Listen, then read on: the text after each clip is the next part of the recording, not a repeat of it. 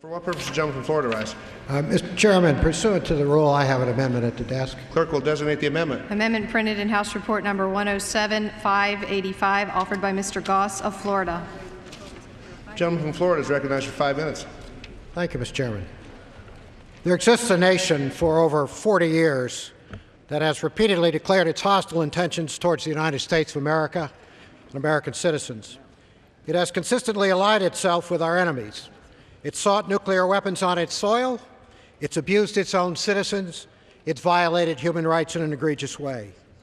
This nation in question is today on the State Department list for sponsoring terrorism, and in the past it's provided funds and shelter for terrorist groups. This nation's dictator has failed to share any useful intelligence information with us since 9/11 and calls our military response in Afghanistan not a war on terrorism, but a war for terrorism. The state I am, of course, referring to is Cuba, a nation only 90 miles from the southern boundaries of the United States of America. There is no doubt that Cuba has sponsored terrorist activity in the past. That is not arguable or debatable. It's fact. Whether it is a terrorist sponsor today remains a difficult open question, and one which our executive agencies are working on, and one that we don't want to have answered the wrong way or the hard way. Castro's coffers should not be enriched by the bounty of American travel dollars if he is aiding and abetting brutal criminals. For this reason, I bring this amendment to ask that the President certify a clean bill of health for Cuba before travel is allowed. The amendment specifically asks the President to certify that Cuba is not developing biological weapons and that it is not providing technology, shelter, or assistance to terrorists. I rise in very strong opposition to the amendment offered by the gentleman from Florida. I have the utmost respect for the chairman of the Intelligence Committee and my colleague on the Rules Committee, but I am disappointed that he would offer this amendment, which further restricts the ability of U.S. citizens to travel to Cuba. And let's be clear, that's the only thing the Goss amendment would do, keep Americans from traveling to Cuba.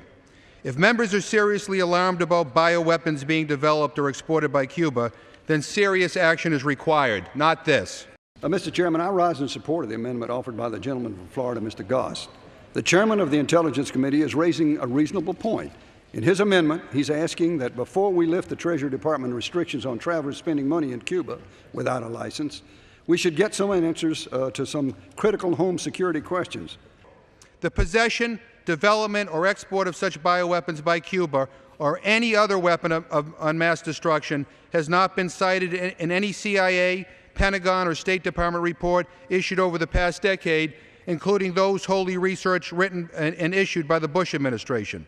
The State Department's own May 2002 report on global terrorism, issued 3 weeks after Bolton's charges, made no mention, not even a hint, of bioweapons development in Cuba. The July 11th letter sent by Secretaries Powell and O'Neill to the Appropriations Committee Chairman Young doesn't mention Cuba developing bioweapons. And the July 18th statement of the administration policy issued by the White House, also no mention of bioweapons development in Cuba. Certainly, Mr. Speaker, Cuba has the capability to develop and manufacture such weapons. But then again, so does every single country in the world that produces aspirin. Why is it that the government of this poor nation has poured many, many millions of dollars into developing a biotech industry? Can we really accept at face value Cuban claims that they're only pursuing medical research? This is an amendment which seeks to protect our citizens from the imminent threats emanating from a state sponsor of terrorism, a declared enemy of the United States in our own backyard. Let me ask you to really consider what this amendment's all about. It's not about terrorism. It's about trying to destroy the amendment that Mr. Flake will offer that will allow Americans to travel to Cuba. In fact, what this amendment says is that travel to Cuba shall apply only after the President has certified to Congress that the Cuban government does not possess and does not developing biological weapons program that threatens the homeland security of the United States. The President can't even certify that about our own country. Where did our anthrax come from? What strikes me in this amendment is that we're debating not the future of the United States' relationship with Cuba, but we're trying, it seems to me, by this amendment, to restrict that future and the potential for it. It's couched in terms of bioterrorism and chemical warfare, but it's an inconsistent argument. The Castro dictatorship, a totalitarian regime long known to be a safe haven for terrorists and a nerve center for international espionage, is a continuing and growing threat to our national security that we cannot afford to underestimate.